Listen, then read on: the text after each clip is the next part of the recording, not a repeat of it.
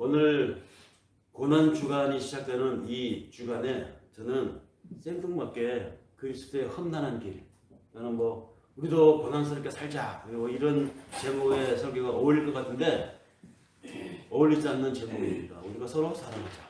좀 생뚱맞죠.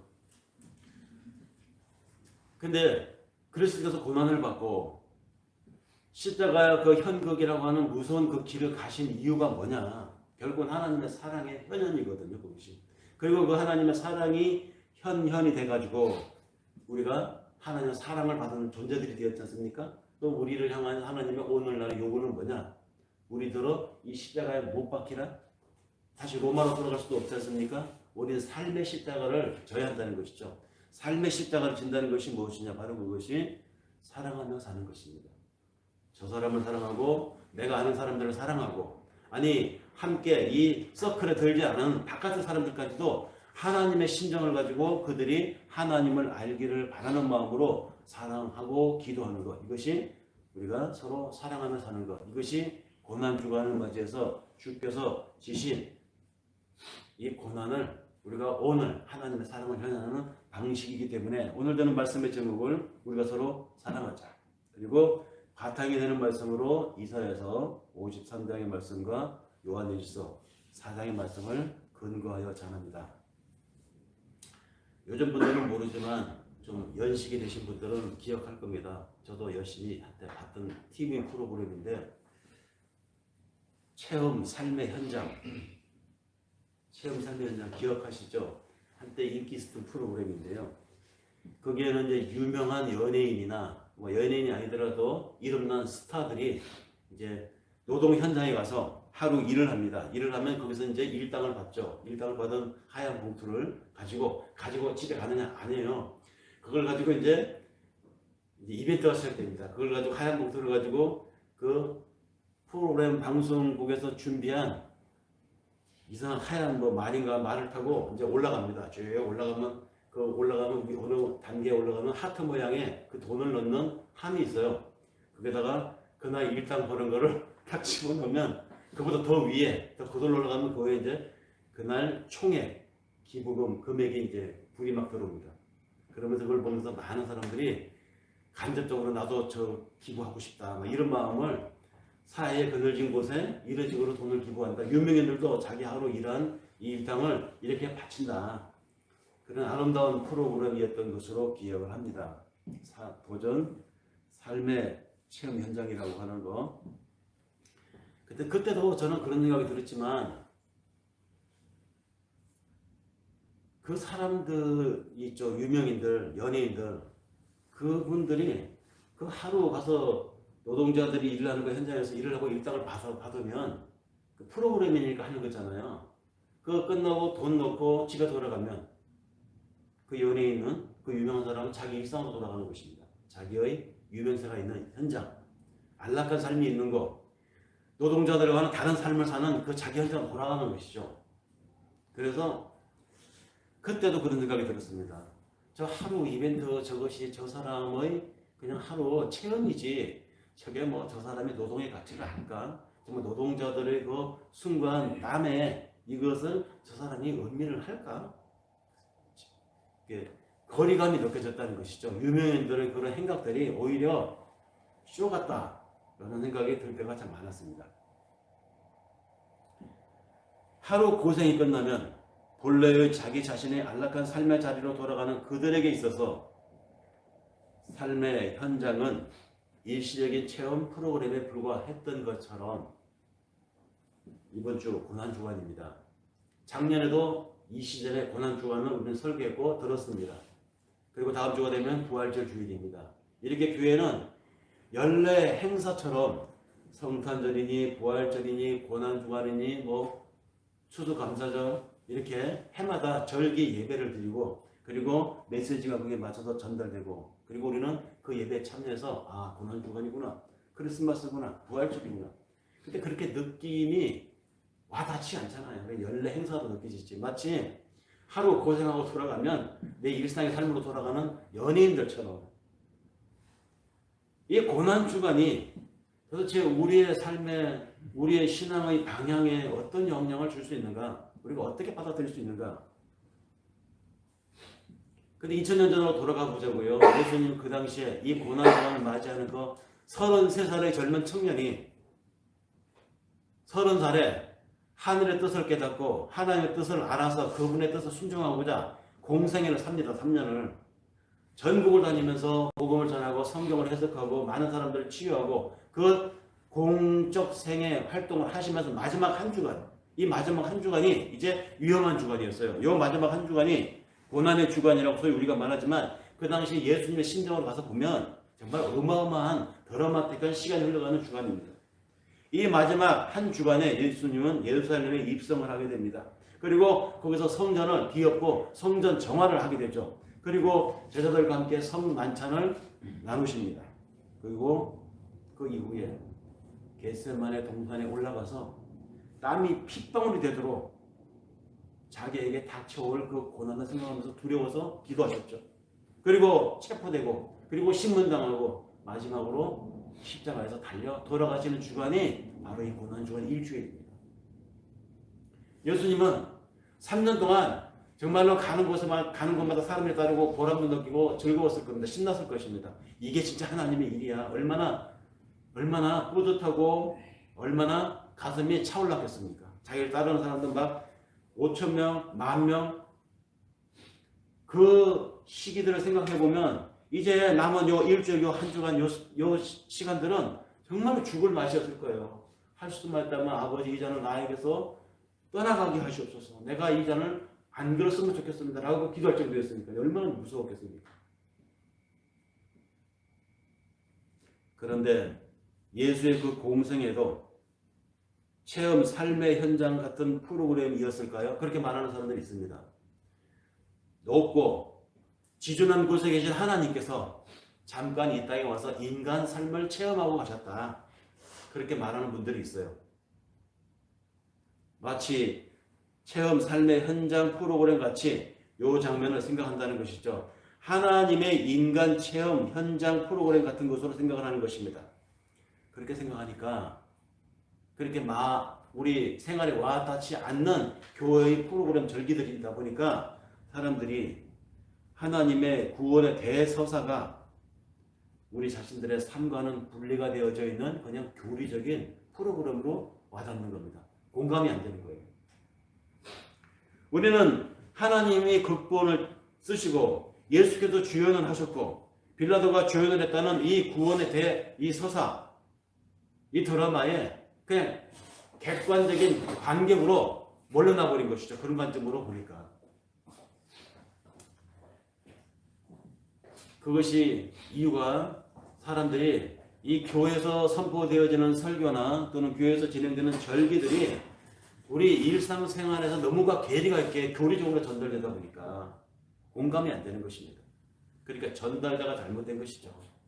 전달의 스킬이 부족했던 것이고 그래서 그 스킬을 메꾸고자 그 공감을 사람에게 정말로 연결시키고자 했던 작품들이 많았어요. 신이 인간이 되어서 이 땅에 오셨다. 그것을 우리가 인간이 구체적으로 어떻게 느낄 수 있는가? 신이 인간을 아꼈기 때문에 그 인간을 위해서 대신 죽어주려고 이 땅에 오셨다고 하는 이 사건, 그리스도 십자가 사건이잖아요. 근데 이것을 어떻게 우리가 공감할 수 있겠냐고요. 1988년 저희 큰애가 태어나던 그 해입니다. 바로 그 해에 마틴 스콜세이지 감독이 한 영화를 만들어서 세상에 발표했는데 그 영화 제목이 예수의 마지막 유혹이라고 하는 작품이에요. 예수의 마지막 유혹.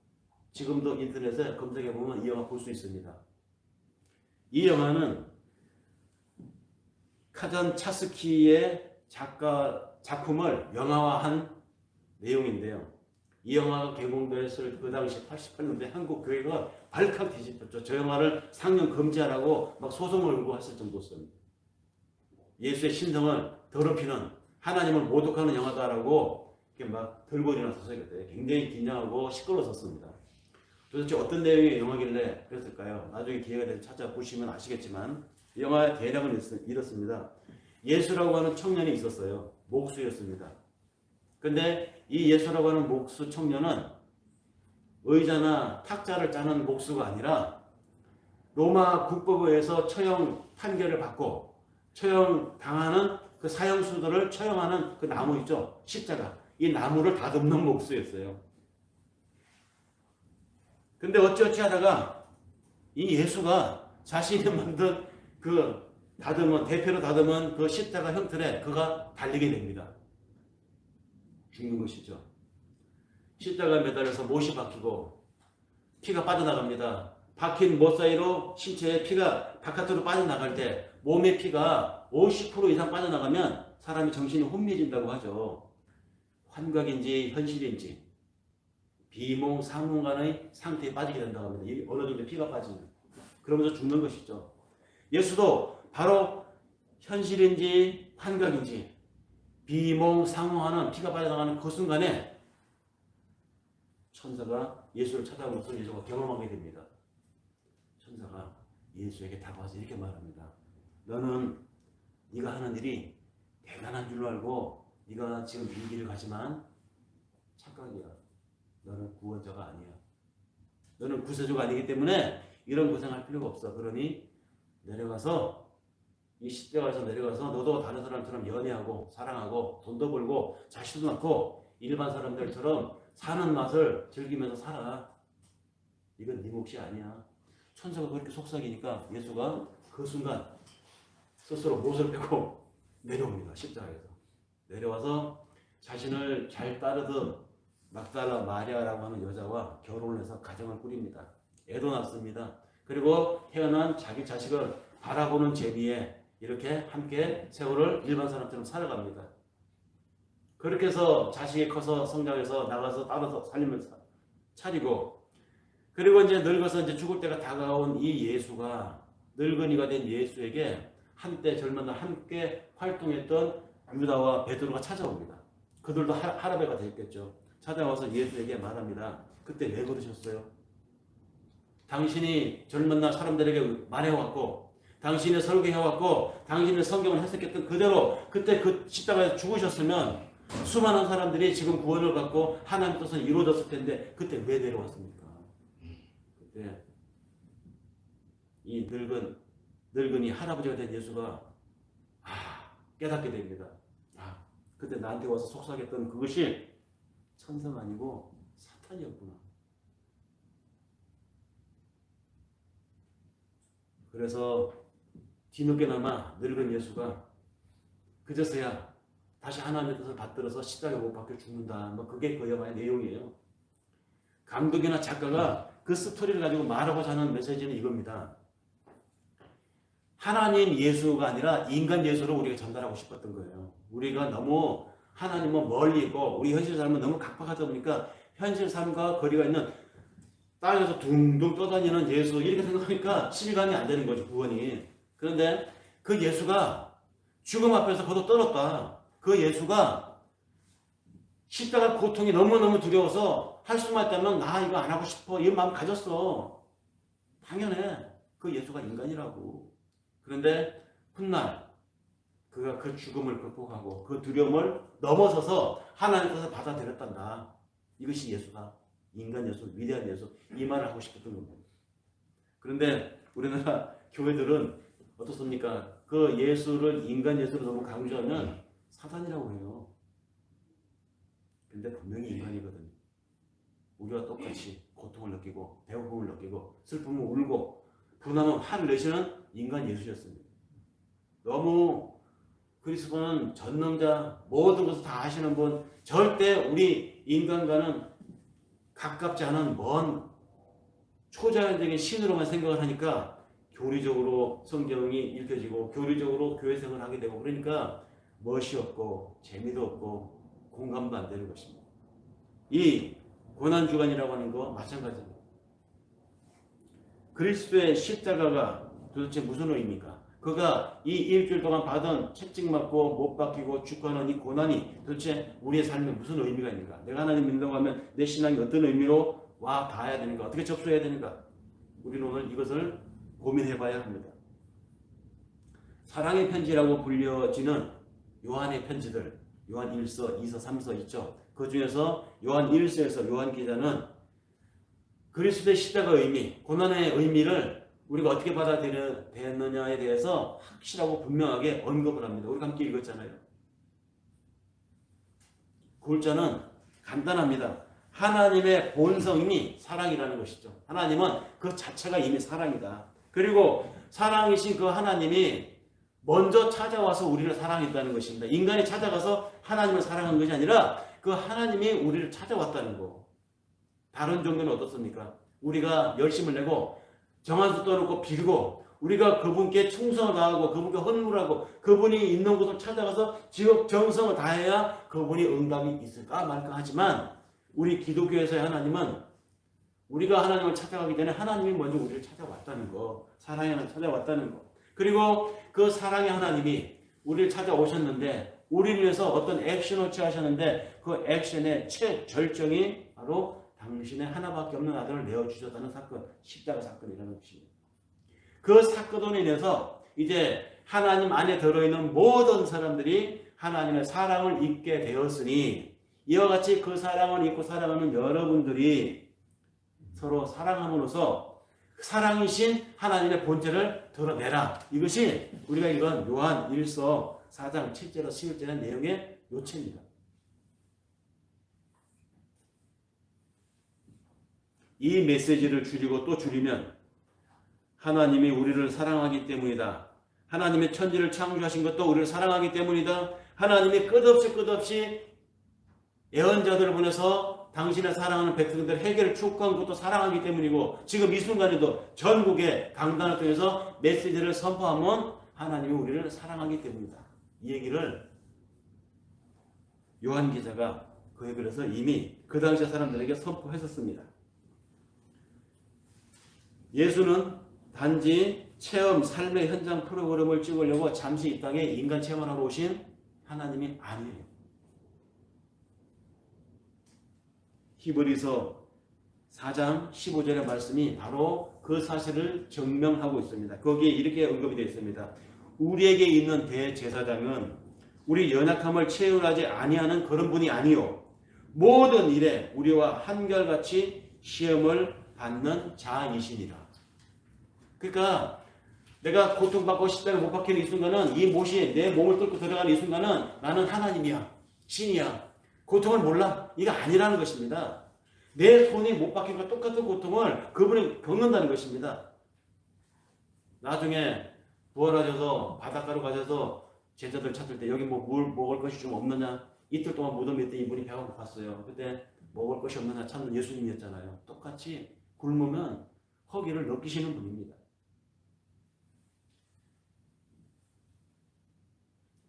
우리와 똑같이 사람이 되어서 삶의 현장 한복판으로 우리와 함께 고통을 당하시는 하나님. 배고픔을 알고 화낼 줄 알고 모든 종류의 유혹과 고통과 아픔을 당하시는 분이 이 땅에 내려오신 하나님, 우리 곁에 있다 가신 하나님이었습니다. 그 하나님은 우리 삶의 가장 깊은 곳으로, 가장 낮은 곳으로 찾아오십니다. 오늘날에도. 나중에 기회가 되면 가볼 수 있을지 모르겠지만 이탈리아 정말 멋있는 나라죠. 곳곳이 관광지라고 하지 않습니까? 그 이탈리아의 수도 중에서 도시들 중에서 제노아라고 하는 도시가 있는데 그 제노아는 항구 도시입니다. 그 항구 도시에 가면 무게가 무려 8톤이나 되는 거대한 예수 동상이 세워져 있다고 합니다. 그런데 이상한 것은 8톤이나 나가는 그 거대한 예수 동상이 산 높은 곳에 모든 사람들이 다 볼 수 있는 곳에 세워져 있는 것이 아니라 그 항구 도시의 가장 낮은 곳 항구에 세워져 있다고 합니다. 해안에 세워져 있으니 얼마나 낮겠어요. 왜 거기에 8톤이나 되는 예수 동상이 세워졌는가 사연이 있습니다. 2차 대전 당시에 바로 그 제노아 도시 항구 앞바다에서 어마어마한 해전이 있었대요. 그 해전에 수많은 군함들이 침몰을 당하였고 군함이 침몰당할 때 그 배에 있던 수많은 소병들이 같이 몰살을 당한 것이죠. 그 바다에 몰살당하여서 죽은 수병들의 부모들이 돈을 모아서 바로 이 앞바다 앞에 여기에 이 자리에 우리의 아이들의 고통과 그 물속에서의 그 참혹함을 우리로 하여금 기이게 기도하게 해달라고 여기에 동상을 세워달라. 예수 동상을 세워달라. 왜 예수 동상이었을까? 딱 불합하는 전부 다 크리스천 국가니까. 우리의 삶의 한가운데, 우리의 슬픔 한가운데, 우리의 너무너무 참혹한 이 현장 한가운데 오신 예수님이 지금 여기에서 저 물속 깊은 곳에 있는 우리의 자녀들을 의뢰해 주십사 하는 마음에서 거기에 동상을 세운 것입니다. 높은 언덕 위에 선 예수가 아니라 가장 낮은 곳에 내려와 함께 울고 함께 고통을 나누고 함께 인생 사는 짐을 지시는 그리스도, 우리가 이 그리스도를 고백하고 있지 않습니까? 산다는 것이 어떻게 보면 고난입니다. 이스라엘을 그냥 배부른 돼지로 살게 할 수도 있었습니다. 이집트, 거기서 비록 노예 생활을 할지언정 배는 안 굶었거든요. 거기서 비록 남의 말을 듣고 살아가는 노예적인 삶을 살았지만 그들은 고기도 먹을 수 있었고 향신을 얻어 쓸 수 있었고 제법 그런 대로 인간적인 삶을 살 수 있었어요. 그런 그 삶을 벗어 던지라고, 주체적인 삶을 살라고 그들을 몰아낸 곳이 실은 가나안 땅이 아니라 광야였습니다. 성경에서 광야는 우리 인생을 상징하는 곳이라고 하지 않습니까? 그 광야에서 이스라엘이 한 생애를 마칩니다. 그리고 그 다음 세대가 가나안 땅을 들어가게 되죠. 광야에서 한 생을 마친다. 이것이 상징하는 바가 바로 우리 일생이라는 것입니다. 우리 일생은 고난이고 광야입니다. 예수는 우리 삶의 가장 깊은 곳, 가장 낮은 곳, 가장 힘든 곳에 오셨습니다. 고난 주간의 시작은 예수가 나귀를 타고 예루살렘에 들어가시면서부터 시작이 되었습니다. 이 마지막 여행길이 당신에게는 죽음에 이르는 길임을 알면서도 그는 가셨습니다. 내가 저 예루살렘에 들어가면 저 예루살렘에 있는 종교 지도자들이 로마 군병들과 합작을 해가지고 나를 죽일 것이야. 알고 있었어요. 그래서 예수를 따르는 추종자들이 예수와 함께 이 예루살렘에 들어가기를 꺼려했습니다. 예수를 아끼는 사람들은 다들 예수가 예루살렘에 들어가는 걸 말렸어요. 다른 사람도 다 알고 있는 사실을 예수님들 몰랐겠습니까? 다 알고 있었습니다. 그럼에도 예수는 앞장서서 예루살렘에 들어가셨습니다. 나귀를 타고 앞장서서 가셨습니다. 나귀를 타고 들어오는 그 예수를 바라보는 수많은 예루살렘의 시민들이 자기 겉옷을 벗어서 예수가 올 것이라고 예상되는 그 길바닥에 옷을 깝니다. 그리고 거기에 종려 나뭇가지들을 꺾어다가 펼치면서 다윗의 자손 예수여, 우리의 왕이여, 오소서 호산나 예수 막 외쳤습니다. 그러나 그 자기를 향해서 환호하고 외치는 그 군중들의 마음도 예수 또한 아셨어요. 저들이 바로 호산나 예수여, 호산나 다윗의 자손이 외치는 바로 저 사람들이 잠시 후면 2, 3일 후면 빌라도 법정에서 나를 향해서 저 예수를 십자가에 못 박으라고 외칠 자들이다. 알고 있었어요.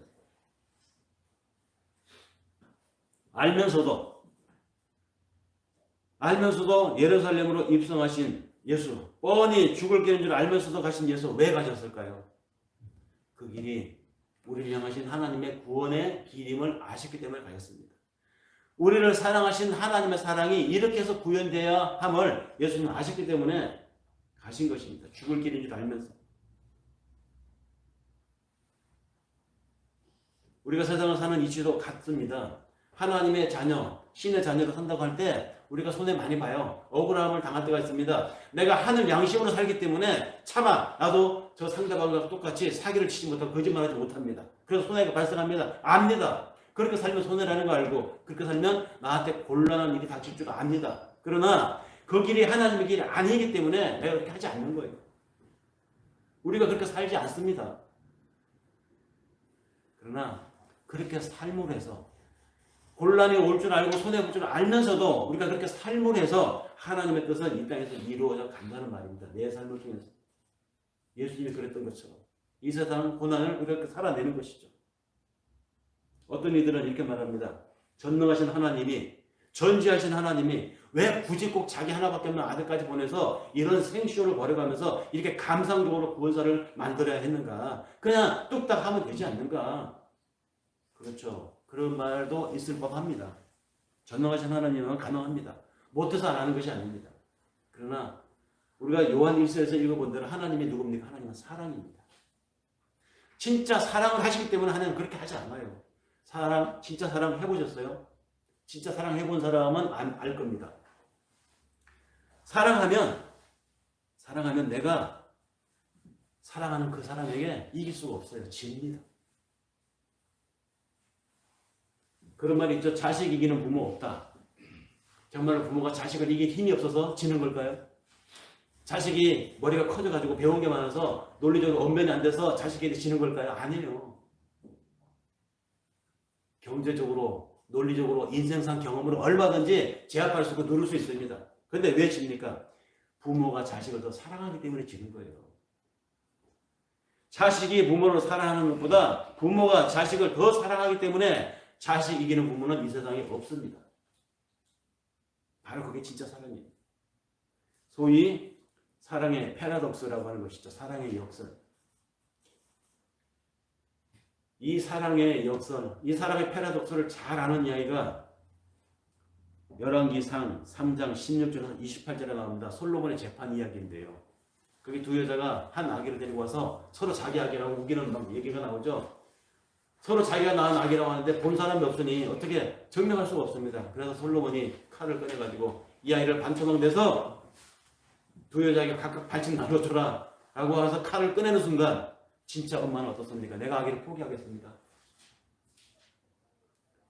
그 순간 진짜 사랑이 나타나는 것이죠. 그렇게라도 반쪽에서라도 아기 내 몫을 주세요라고 하는 여자는 가짜 엄마였던 것이죠. 진짜는 포기합니다. 진짜는 약해집니다. 진짜는 차라리 내가 손해보고 말겠습니다. 하나님의 사랑이 바로 그런 것입니다. 누가 진짜 엄마이고 누가 가짜 엄마인지 이 솔로몬의 재판에서 확인하게 나타나는 것처럼 진짜로 사랑하면 약해진다. 솔로몬은 이 사랑의 역사를 잘 알기 때문에 성경에 기록되어서 후대에 두고두고 남겨지는 명판결을 할 수 있었습니다. 하나님이 독생자를 이 세상에 내어주심도 우리를 진짜로 사랑하시기 때문이었습니다. 요한복음 3장 16절 유명한 화두의 언급이죠. 하나님의 세상을 이처럼 사랑하사 독생자를 주셨으니 이처럼 사랑하사 엄청나게 사랑했다는 것입니다. 죽음의 길인 줄 알면서도 예루살렘 성으로 들어오신 예수 도망칠 수 있었습니다. 후일을 도모할 수도 있었습니다. 아니 당신이 가진 능력으로 천군과 천사를 동원해서 자기를 방해하는 자들을 일시에 다 썰어 버릴 수 있는 능력자였습니다. 하지만 우리에 대한 하나님의 사랑이 너무도 깊었기 때문에 그렇게 하지 않았어요. 약해지셨습니다. 그렇게 해서 자기 목숨까지도 우리를 위한 대성물로 내어놓으신 예수. 이 예수님의 선택에서 우리는 사랑은 힘과 반비례하는 것을 알 수가 있습니다. 현실에서도 우리가 그것을 많이 경험하잖아요. 사랑은 힘과 반비례합니다. 진정한 사랑은 힘을 쓰지 않습니다. 힘을 마구마구 휘두르지 않습니다. 사랑하면요, 내가 가지고 있는 권력을 내놓습니다. 사랑하기 때문에 상대방 앞에 나를 낮추고, 사랑하기 때문에 그 사람 앞에 내가 약해지는 거예요. 실제로 우리는 살다 보면 밀어붙이기보다는 물러서는 것이 더 현명함을 경험할 때가 있습니다. 살다 보면 더하기보다는 빼는 것이 더 아름다울 때가 많지 않습니까? 힘을 빼는 것이 진정으로 강해지는 길임을 우리는 살면서 너무도 많이 경험했습니다. 모든 운동의 기본이 뭡니까? 먼저 몸에 힘을 빼는 것입니다. 노래를 잘하려고 하면요, 뭐라고 그래요? 목소리에 힘부터 빼라고 그러지 않습니까? 사람의 말을 잘 잘하는 소통왕, 소위 상담자들이 어떤 기법을 씁니까? 자기 말을 막 하나요? 아니에요. 상대방의 말을 다 들어줍니다. 다 들어, 예, 그거 맞춰주고, 그 말하는 말에 기본 취지에 맞춰서 추임새도 넣어주고, 열심히 성의 있게 들어줍니다. 이런 사람들이 대화의 왕이에요. 그렇게 사랑은 힘을 빼는 것입니다. 진짜 사랑은 강요하지 않고 강제하지 않습니다. 억지로 요구하지도 않습니다. 사랑하기 때문에, 진실로 아끼기 때문에 자신의 힘을 빼고 자기 자신을 그 앞에 낮추는 것, 이것이 이 땅에 오신 하나님, 우리를 사랑하기 때문에 낮아지신 하나님, 죽는 줄 뻔히 알면서도 거기를 가신 예수의 선택. 다 사랑하기 때문에 일어난 일입니다. 사랑하기 때문에 약해진 것입니다. 그것이 진짜 사랑입니다. 그 사랑이 바로 하나님의 사랑이라는 말이죠. 이 사랑을 구현하기 위해서 오신 예수, 하나님이죠. 이분은 하나님이심에도 불구하고 전능하신 자임에도 불구하고 어디에 오셨습니까? 초라한 마구간으로 오셨습니다. 그리고 장군으로 오신 것이 아니라 연약한 아기로 오셨습니다. 당당하게 천군 천사를 거느리고 예루살렘에 입성하지 않고 초라한 나귀 새끼를 타고 들어오시는 이 하나님, 사랑하기 때문에 낮아지시고 사랑하기 때문에 당신의 힘을 빼고 들어오신 것이죠. 우리가 징계를 받고 채찍을 맞아야 했는데 우리 대신에 그가 징계를 받고 우리 대신에 그가 징계에 처하게 되었습니다. 함께 읽었던 이사야서 53장의 내용이 바로 그 고백입니다. 십자가는 하나님의 약함이 드러난 사건이었습니다. 어느 순교하신 목사님의 말씀처럼 기독교는 인간의 약함 위에 세워진 것이 아니라 하나님의 약함 위에서 출발한 종교다. 네, 그런 의미에서 하나님의 사랑이 우리를 향해서 한없이 약해졌기 때문에 그 약하심으로 인해서 오히려 우리는 강해질 수 있었습니다. 그리스도께서 약하심으로 십자가에 못 박히셨으나 하나님의 능력으로 살아계시니 우리도 그 안에서 약하지만 너희에게 대하여 하나님의 능력으로 그와 함께 살리라. 이렇게 말한 바울의 고린도후서 13장 4절의 이 말씀을 여기서 약하심이라고 하는 이 말을 사랑하심으로 바꿔서 읽어보면요, 이 말이 무슨 의미인지 확 와닿습니다. 다시 읽어볼게요. 그가 사랑하심으로 십자가에 박혔으나 하나님의 능력으로 살아계시니 우리도 그 안에서 사랑함으로 우리에 대하여 하나님의 능력으로 그와 함께 살게 되리라. 약해지심은 사랑하심이라는 말입니다. 이것이 그리스도 고난의 신비요 은총의 오묘함입니다. 다 내어주고도 뭘 더 주지 못해서 미안해하는 사랑, 이거 우리가 부모에게서 경험해 볼 수 있는 사랑 아닙니까? 하나님이 어쩌면 이 세상의 모든 관계 속에서 당신의 사랑을 표현할 수 있는, 또 간접적으로 유추해 볼 수 있는 많은 것들 중에서 가장 적합한 것이 부모의 사랑이라고 이렇게 표현한 것입니다. 부모는 그렇잖아요. 자식에게 간섭하게 다 빼어주고도 그리고도 더 줄 게 없을까? 이것이 부모의 사랑이라는 말이죠. 그 사랑이 유추해 보면 하나님의 사랑이 그렇다는 것입니다. 순수하고 아름답고 계산 없는 사랑. 우리가 순수하고 아름답고 계산 없는 말을 아마추어라고 하지 않습니까? 아마추어.